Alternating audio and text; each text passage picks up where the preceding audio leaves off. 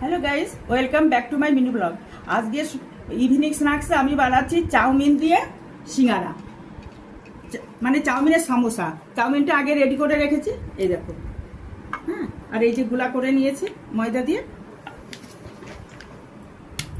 এবারে লেচিটা বেলে ওর মধ্যে চাউমিনের পুরটা দিয়ে সিঙ্গারার আকারে তৈরি করে নিচ্ছি। একে একে অন্যগুলো করে নিচ্ছি।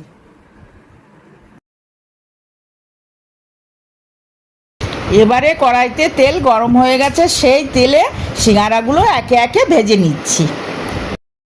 বন্ধুরা, এই দেখো গোল্ডেন ব্রাউন হয়ে গেছে, আমি তুলে নিচ্ছি। হ্যাঁ, এই দেখো একটু বড় হয় কেন বলো তো, চাউমিনের পুরটা তো আর একখানা আলু না, দোকানে তো যাই ছোট্ট ছোট্ট। আমি একে একে অন্যগুলোও করে নিচ্ছি। বন্ধুরা, এই যে ফিরে এসেছি, এই দেখো এই যে সঙ্গে সস আছে, এইভাবে এবার সার্ভ করে দেবো, তারপর লিকার চা।